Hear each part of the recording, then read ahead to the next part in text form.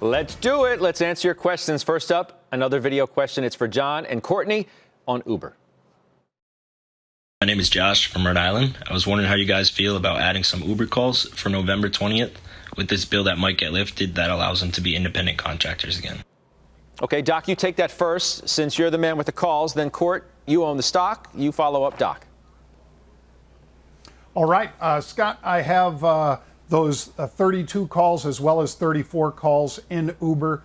So, Josh, I'm already in exactly what you're talking about for this election, Prop 22, and I like the upside. I continue to see pretty good speculation in upside calls, nothing on the downside puts in Uber. So I think that spells a positive outcome potentially. Okay, Court? Well, so I'm not actually playing that. Honestly, you know, it'll be great if I can get a pop around it, but I'm in this name for the long term because of what the management and the company has done and the long-term prospects for the company. All we think about is like the ride-hailing piece of this. I mean, they've done so many different things to diversify this business. Take a look, read at Loop Capital. We have a $40 price target on it. Think delivery, think package delivery, think their investments in DD and partnerships across the globe. I mean, they're just doing incredible things that I don't think are fully baked into the stock price. All right. Weiss, to you from Phil. And Scott, by the way. Go ahead. Oh, sorry. No, go ahead. Just real quick. That DD piece that they own is almost $7 billion at today's market prices. They may sell some of that in Hong Kong later this year. That's manna from heaven for them. Okay. Good stuff. Thank you for adding that. All right, Weiss, now to you from Phil in Washington, D.C. How much should I speculate? How much should I speculate on COVID pharma plays like Novavax, Pfizer, and Moderna? What do you think, Weiss? Well, first I have a question for John and Courtney. When did dumpster diving become a professional sport in Chicago? I mean, I don't know what to put in the water, but I drink elsewhere. Are you talking about? Come on, in terms Let's of bet a quarter, Steve. Let's bet a quarter. Hold on. So you're talking, Weiss, about Uber?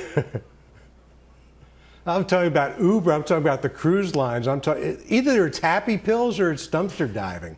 But I don't know what it is. Maybe it's because the sports teams don't do well. Let's talk later, Steve. Let's talk later, Steve. Okay. Y'all can fight it out right now if you want. You can have it out right now. No, it's fine. You don't have a chance, Weiss. I'm just going to lay it out there right now. I don't. That's why I'm trying to back off it. And I want to go to the COVID vaccine question. All right. Look. Yes, exactly. Let's give Phil what he came for. Yeah. Okay, Phil. Here you go. I wouldn't play any of these stocks for the COVID vaccine. I'm in Moderna because Moderna's got a new technology that, by the way, is the same technology that Pfizer's using. And if they get approval for the COVID vaccine, they've got a pipeline of 23 other potential drugs on the same technology that will make this probably one of the most valuable biotech companies in the world. So that's why I'm there. In terms of speculation, I don't think any more than 10% of anybody's portfolio should be in speculative stocks. Okay, Shannon, to you, Lana, California, hold or sell Costco, which just had earnings. So what do you do now? Definitely hold the stock. I think, I'm one of the few people I know that doesn't have a Costco membership, and despite the fact that I own the stock and I love the company, same-store sales were very strong. Most importantly, the sales were strong in areas like non-essentials, which have higher margin. And Costco is also doing a great job of balancing opening new stores along with wanting to retain the current subscriber base. So it's 91% for their renewals. So I think the balance between being very conservative about opening new stores and making sure that they're keeping their supply chains as clean and cheap as possible, and then being able to get this additional spend on things outside of food and essentials, I think is going to continue over the next several quarters. All right, last but not least, Jenny, another video question for you. This one on Cisco. Hey, Judge, I was hoping you might be able to ask your panel of experts there, what's been going on with Cisco? It's been on a free fall since the beginning of August. I noticed with a 14 times PE ratio and a 3.5% dividend, it's something that seems might be attractive. But am I missing something?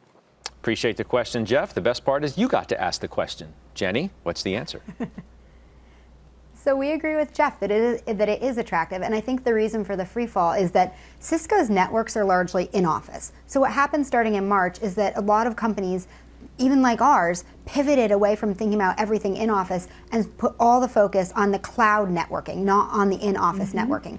But again, like our last conversation, if you believe that in a year and change from now or a year from now we're going to be in a more normal state, then Cisco should be a beneficiary, and a very big beneficiary. And if you think about work from home, that doesn't mean everyone's going to work from home 5 days a week. It means that they might be in the office 3 days a week, work from home 2, 4 days a week, work from home 1. All of that argues very strongly for the continued huge need for in-office networking. So what you end up with is a stock that's cheap. And by the way, we own this in our disciplined growth strategy. I have a mixed emotion because I kind of root for it to go a little lower so I can buy it in the dividend strategy too. But you do have a stock that's trading at 13 times earnings right now, generates $14 billion a year of free cash flow, and has a 3.8% yield. It's hard to argue against that, plus the fact that management always seems to find a way to adjust to the current environment and continue to grow earnings. So really compelling to buy Cisco here.